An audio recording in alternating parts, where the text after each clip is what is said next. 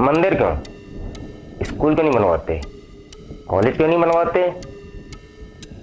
अस्पताल क्यों नहीं बनवाते? बनवा दो ना, दिक्कत क्या है? जब भी देश में कोई संकट आए, मंदिर, सब कुछ मंदिर करेंगे। लेकिन ये बात जानकर आप हैरान रह जाएंगे, शायद ऐसा विश्लेषण आपने देखा नहीं होगा, इसीलिए इसको अंत तक देखिएगा।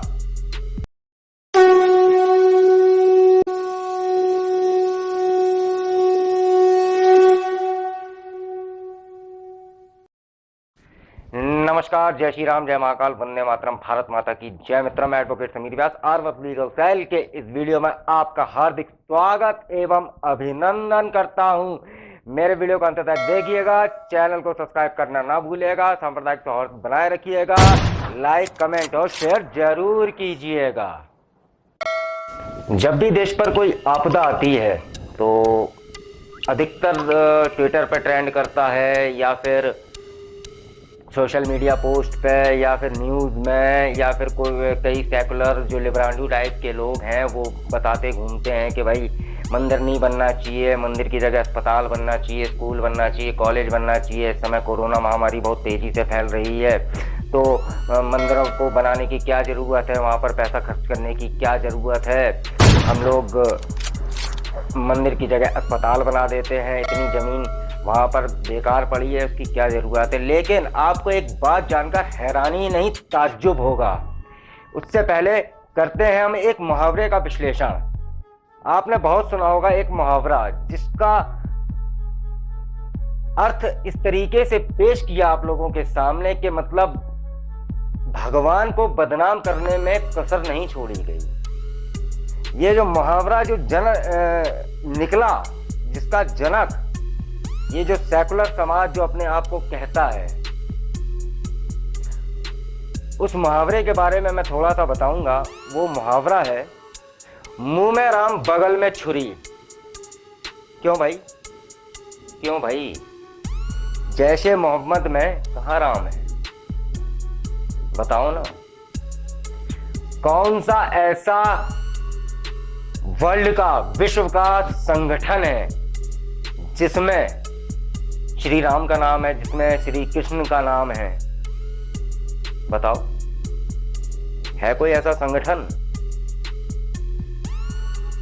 जिनके मुंह में लोला और बगल में हथगोला रहता है हमेशा। अलकायदा, ISIS, इस्लामिक स्टेट, पता नहीं इस टाइप का नाम, इस्लामिक स्टेट, और बहुत सारे तमाम तारे। बताइए, कभी सोचा आप लोगों ने? हमारे दिमाग में शब्द जिहाद को इस तरीके से घुसेड़ा गया कि गंगा जमुनी तहजीब, फलाना तहजीब, धमाका तहजीब, दिवाली में अली, रमजान में राम, तो बोलो जोर से जय जय श्री राम। ये सब सिखाया गया, ये एक नैरेटिव गढ़ा गया। इसका कारण था कि हम ना बोलते, हमें पता ही नहीं, हम कुछ जानते ही नहीं। चलिए करते हैं पूरे विश्व की बात। मैं अपनी पुरानी बात पे आ जाता हूं कि जिस बात को आपको जानकर बड़ा ताज्जुब होगा। दुनिया के सबसे बड़े 3 धर्म, यानी कि टॉप 3, पहला ईसाई, दूसरा हमारे मजहबी भाई, तीसरा सनातन धर्म यानी कि हिंदू धर्म। ठीक, ये आप लोगों को भी पता होगा, आप लोगों ने भी सुना होगा। अब चलिए करते हैं इन तीनों धर्मों के बारे में बात। धर्म तो खैर एक ही है, बाकी एक मजहब है और एक पता नहीं क्या है, उसकी तो कहानी अलग है। इन तीनों धर्मों में सबसे ज्यादा जो संपत्ति है वो है ईसाई धर्म के पास पूरे विश्व में, दूसरी है मुस्लिम धर्म के पास, और तीसरी है हिंदू धर्म के पास। ये सारे आंकड़े आप मेरी स्क्रीन पे देख रहे हैं और आपने देखे, प्रतिशत मेरे पूरे लिखे हुए। ये मैंने नहीं कहा है, ना मेरी न्यूज़ है, ये दैनिक भास्कर में छपी हुई न्यूज़ है जो आपकी मेरी स्क्रीन पे आप देख रहे हैं। ठीक है, अब आते हैं केवल हिंदुस्तान की बात, जो कि हिंदुओं का एकमात्र सबसे बड़ा राष्ट्र है, देश है। तो जाहिर सी बात है कि एकमात्र राष्ट्र है तो हिंदुओं के पास जमीन सबसे ज्यादा होगी यहाँ पर, जाहिर सी बात है, इसमें कोई दो राय नहीं है। लेकिन आपको जानकर ताज्जुब होगा, हैरानी होगी ये सुनकर। अगर आपकी आत्मा जाग जाए ना, तो कम से कम इन लिबरालियों का साथ मत देना। हिंदुस्तान की जो सबसे टॉप 5 जमीन है वो किसके पास है? पहली रेलवे के पास है 477 लाख हेक्टेयर। दूसरी डिफेंस के पास है 427 लाख हेक्टेयर। तीसरी वक्फ बोर्ड यानी कि हमारे मजहबी भाइयों के पास है 6 लाख एकड़। और चौथी जो है वो है इस देश की 2.3% माइनॉरिटी के पास, जो देश की कुल जनता यानी कि 140 करोड़ लगभग में से मात्र और मात्र 3.5 करोड़ के आसपास हैं, यानी कि फादर मदर। आप समझ ही गए होंगे, नहीं समझे? हमारे यीशु को मानने वाले लोगों के पास, यानी कि धर्म के हिसाब से पहले नंबर पे हमारे मजहबी भाई, दूसरे नंबर पे हमारे फादर मदर। हमारे मतलब जो लोग के बच्चे कॉन्वेंट में पढ़ाते हैं, क्योंकि भाई मैं भी सेकुलर हूँ, सेकुलर बात तो कर सकता हूँ मैं। और जो तीसरी जो सबसे बड़ी जमीन है धर्म के हिसाब से, वो हिंदू धर्म के पास है। हिंदुस्तान में भी नंबर तीसरा है। इस आंकड़े को बड़े गौर से समझना। उसके बाद आपदा आई, मंदिर। भूकंप आया, मंदिर। उनको रैन बसेरा क्यों नहीं बना देते? उनको अस्पताल क्यों नहीं बना देते? उनको कॉलेजेस क्यों नहीं बना देते? उनको स्कूल क्यों नहीं बना देते? ये जितने भी स्कूल, कॉलेजेस और आपके ये जितने भी अस्पताल बने, सब मंदिर की जमीन पे ही बने। और इसका आंकड़ा मैं आपको बता देता हूँ। हम लोगों को खबर पता कहाँ रहती है? इस खबर को कोई उठाना नहीं चाहता, कोई इस पे बोलना नहीं चाहता। अभी आप लोग सुन रहे होंगे कि शायद एक फ्री मंदिर मूवमेंट की एक पहल चालू हुई है। उस पहल में क्या है ऐसा? उस पहल की मैं आपको खासियत बताता हूँ। अभी जगन्नाथपुरी की 35,000 एकड़ जमीन, जो कि हिंदुओं ने ही दान की है या पुरानी संपत्ति है, वो सब मिलाकर जो भी जमीन थी, सरकार ने उसको बेचने की तैयारी कर ली है। मार्च में, इस बात को करीब 1 महीना लगभग हो गया, लेकिन हमें नहीं पता। और उन्हीं जमीनों को बेचकर जो हमारे मंदिरों की हैं, या तो वहां पे कॉन्वेंट खुलते हैं, या फिर वहां पे मदरसे खुलते हैं, या हज की सब्सिडी दी जाती है, या दरगाह के लिए 100 करोड़ रुपए दिए जाते हैं। ये हो रहा है, ये सब कुछ हो रहा है, लेकिन हम सवाल नहीं उठाते, हम पूछते नहीं। हमारे मंदिरों में टैक्स के नाम पर वसूली का धंधा तो देखिए सरकारें कितने गजब के तरीके से कर रही हैं। 85% टैक्स है जो भी आप मंदिर में देते हैं। आपने 1 करोड़ दिया तो 85 करोड़ सरकार का है, 15 करोड़ रुपए मंदिर की देख रेख और बाकी चीज़ों का है। इसके बारे में मैं पूरी विश्लेषण बाद में करूँगा, मैं आपको इसका पूरा बताऊँगा। हम लेकिन आपदा के समय केवल मंदिरों की बात करते हैं, और वो सेकुलर लिब्रांडू टाइप के जो लोग हैं, जिनको ट्विटर पे ट्वीट की टट्टी करनी है, और फिर उसको वही सेकुलर हिंदुओं को, तो क्या वर्ल्ड सेकुलर हिंदू, उनको वो टट्टी उठानी है, खानी है और उसको ट्वीट करके निकाल देनी है।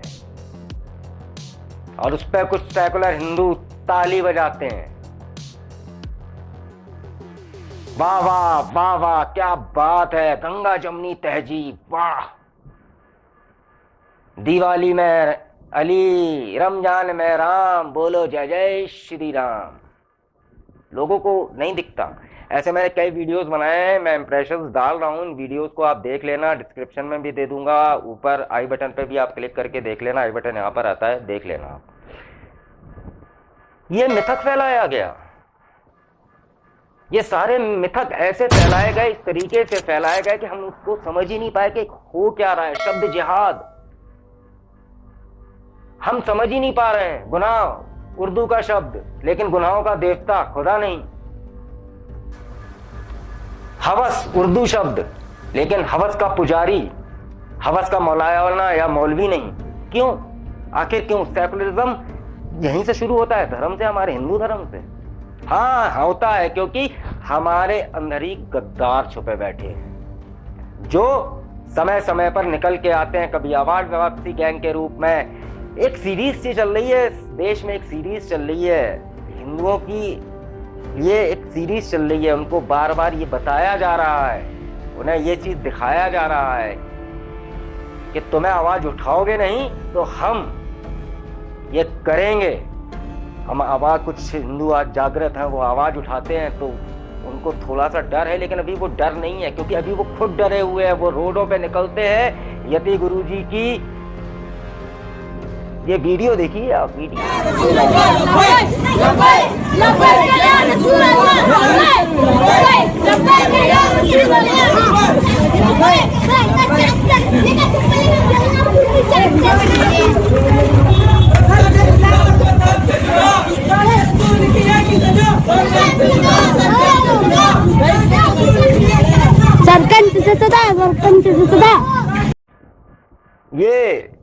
ये नाबालिग है, नाबालिग, सरतन से जुदा, सरतन से जुदा, और उनको डिफेंड करने के लिए कई जोकर है।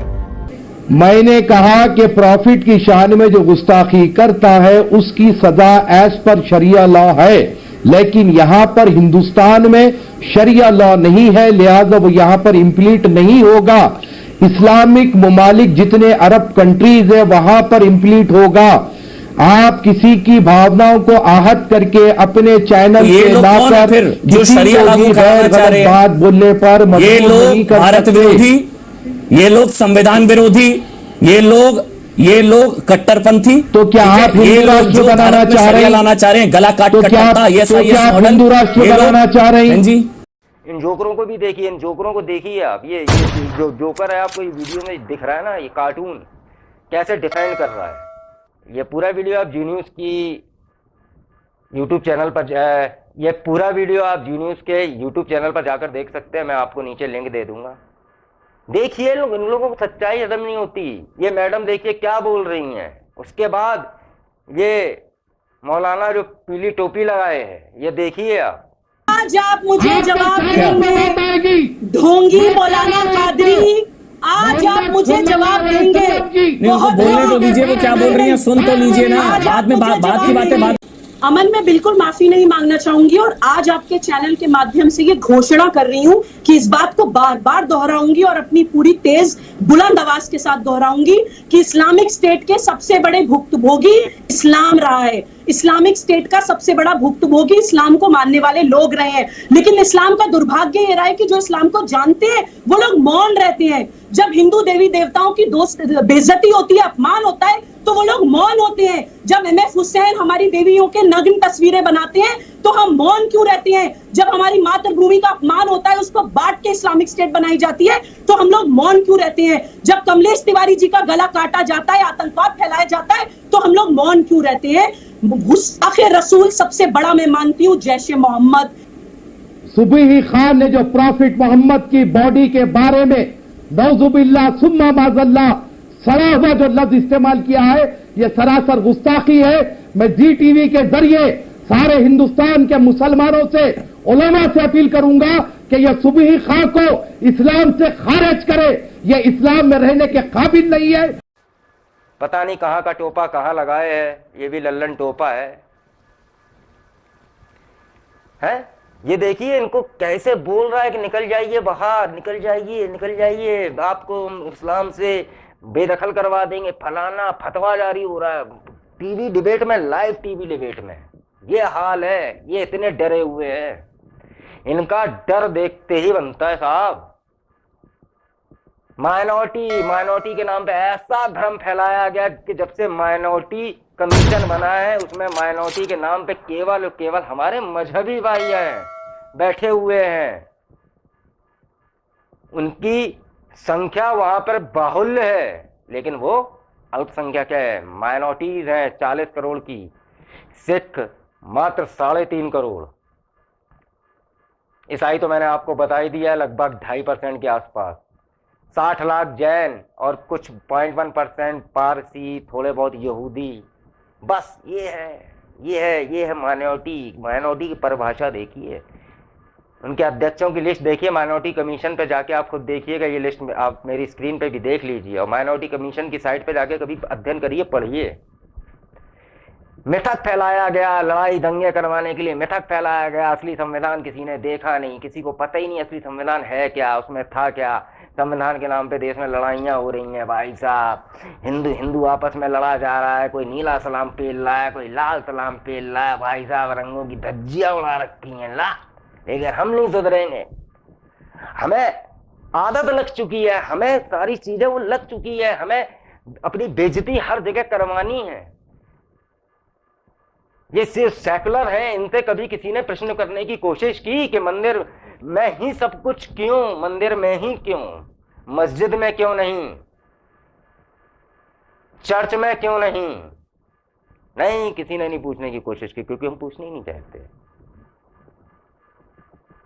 सबसे ज्यादा जमीन इनके पास दुनिया में, सबसे ज्यादा संपत्ति इनके पास देश में, दुनिया में हर जगह, हिंदुस्तान में इनके पास सबसे ज्यादा संपत्ति इन दोनों के पास। सबसे पहले तो हमारे मजहबी भाई और दूसरे नंबर पे ये चर्च वाले, ये 25 तारीख को लाल टोपी लगा के घूमते हैं लाल सलाम करते हुए, जो भी है। धर्म परिवर्तन कराते हैं। अभी का आपने सुना होगा, न्यूज आई है, वायरल हुई है, एक फल विक्रेता मुंबई के, तो एक पंडित जी हैं, नाम तो याद नहीं है, शिवांग तिवारी, आप न्यूज़ देख लीजिए। मेरे को अभी, मैंने न्यूज़ नहीं पढ़ी है कि मैं थोड़ा सा सेकुलर बातें कर लूँ, मैंने कहा आपसे, क्योंकि मेरे को बहुत गुस्सा आ रहा था, तो मैंने कहा सेकुलर बातें करके ना मैं अपना गुस्सा निकाल लूँ। इनकी बहन को कैंसर था, 17 साल की इनकी बहन थी, ये पहुँचे भैया, इनका किसी तरीके से संपर्क हुआ, कोई पास्टर करके है, कोई महिला थी, खेड़ा करके उसने संपर्क कराया। संपर्क कराने के बाद ये उनसे कहा गया कि भाई आप धर्म परिवर्तन कर लो। धर्म परिवर्तन के नाम पे भाई उनसे 40-1,000 रुपये ले लिए। 40,000 रुपये लेने के बाद उनको एक बाइबल पकड़ाई, एक बाइबल पकड़ाने के बाद एक पानी की बोतल पकड़ाई, कुछ छिड़का, ये सब अखबार में निकला है, ये सब मीडिया में है, जो भी है ऑनलाइन मैंने पढ़ा है। और उसके बाद कुछ छिड़का विड़का और बोले कि आज से आप फादर मदर गॉड जो भी बनना था सब बन चुके हैं, अब आपको कोई दिक्कत नहीं है। उसके बाद ऑनलाइन इलाज चल रहा है। ऑनलाइन इलाज के नाम पे कि 40,000 के बाद 5,000 और देने पड़ेंगे। पता नहीं कौन सा स्पेशल ट्रीटमेंट करने वाले थे कि 5,000 और चाहिए था, 40,000 कम थे, 5,000 ज़्यादा है। 5,000 ले लिए। फिर 5,000 के बाद वो ट्रीटमेंट चालू होता है। जैसे ही वो चालू होता है तो वो जो बिटिया है, हिंदू समाज की एक धरोहर थी, हम धरोहर ही कहेंगे, वो बेचारी झांसे में आके वो पंचतत्व में विलीन हो जाती है। उसके बाद उसको जिंदा करने के नाम पर फिर वही लूट चालू हो जाती है कि 1 लाख रुपए दे दो, तो वो कहता है मेरे पास 1 लाख नहीं है। उसका भाई तो 40,000 ले लेता है, फिर कहता है बाकी मैं मुंबई पहुंच के दे दूंगा उसका भाई, लेकिन उसकी बहन जिंदा नहीं हो पाती है। ये खेल चल रहा है देश में, इस देश में के अंदर चल रहा है, और हम चुप, हम शांत हैं। हमने ट्विटर पे डाल दिया, फेसबुक पे डाल दिया। चलिए हम बोल नहीं सकते, जो बोल सकता है कम से कम उसको बात को तो आगे बढ़ा सकते हैं, इतना तो कर ही सकते हैं ना। कम से कम हमारी बात कानून तक पहुँचे, कानून तक पहुँचे, लोग समझने की कोशिश तो करें। हमें कुछ नहीं पता। चलिए खैर, बहुत बड़ी बातें हैं, बहुत सारी चीज़ें हैं, बहुत सारी बातें मैं आपके सामने रखूँगा। कैसी लगी आपको मेरी ये विश्लेषण टॉक, बताइएगा ज़रूर, और कड़ी निंदा करते रहिएगा। लाइक कमेंट शेयर करना बिल्कुल मत भूलिएगा। इसी के साथ मैं लेता हूँ आपसे विदा। स्वस्थ मस्त व्यस्त रहिए, सावधान, सतर्क, सुरक्षित रहिए। नमस्कार, जय श्री राम, जय महाकाल, वंदे मातरम, भारत माता की जय मित्रों, जय हिंद, जय भारत।